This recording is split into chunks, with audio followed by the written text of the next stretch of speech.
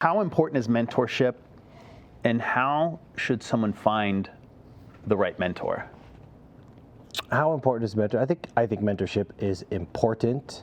I don't think it's important necessarily to hire a mentor or a coach. That could be one way it works out.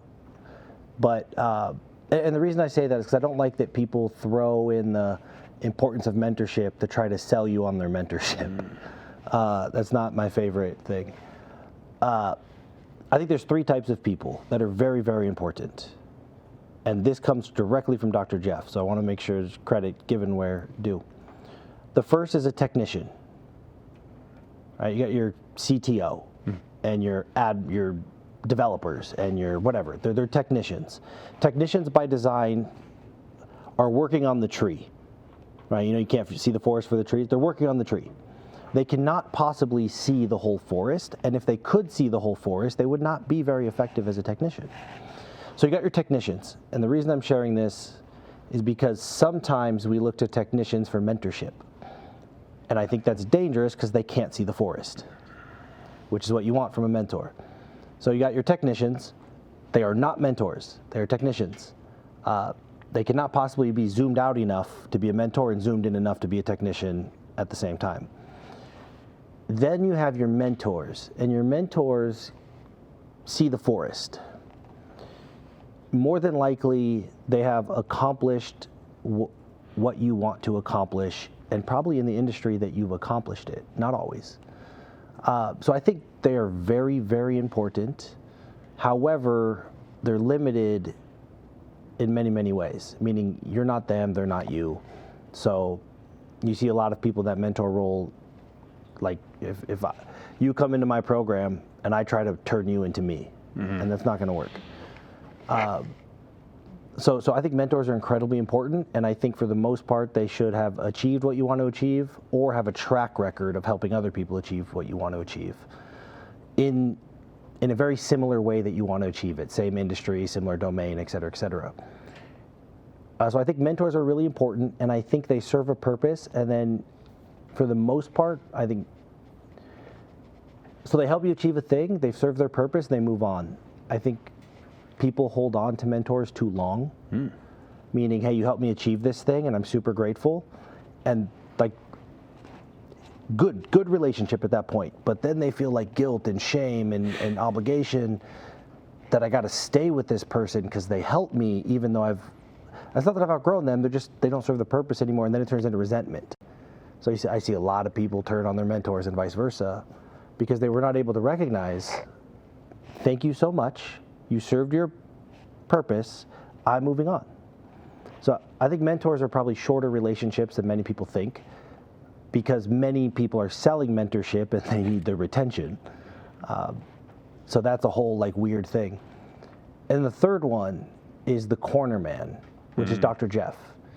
That is the person that's been around the earth 60 times or more because they see all the forests and they know how everything interacts, and your mentor may be helping you grow your business, but Jeff is going to be thinking about your wife. What are the impacts on your kids? You might have a mentor in fitness, for example. And if you're watching this replay, we got fitness people over here.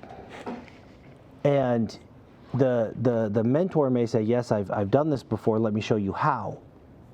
The corner man is going to say, okay, but is your 8-year-old daughter going to develop disordered eating patterns from observing you? So it's just a more holistic, how is your whole world impacted by what your mentor is telling you to do?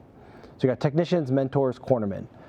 Cornermen, probably keep them in your corner forever. Mentors, I think, might have a shelf life. Not always.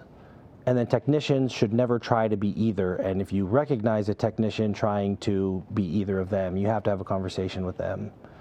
Because you'll see it all the time where a developer is like, I think we should do this. It's like you can't possibly see the whole picture and also develop at that level. Right. Yeah, So- when you see a technician or a developer, you tell them to build a fireplace. Their job is to go build said fireplace. If they see something wrong along the way, they're still building that fireplace because they haven't zoomed out and they can't see the full picture. Yeah. Nor should they. They won't be. You can be an incredibly high-paid technician, and be really, really good at your job. It's just not your job to see the whole forest. It's your job to master this tree. Since we're on the level of threes, we had, the technician, the corner man, and the mentor. What are 3 habits that you continuously see when it comes to successful entrepreneurs out there? That's a tough one. 3 habits, successful entrepreneurs. I think one, most of them, not all of them, but I think most of them are readers. If I really think that the number of people that I get in a room with that I'm just stoked to be in a room with, that maybe I never thought I'd be in a room with, the conversation often revolves around books.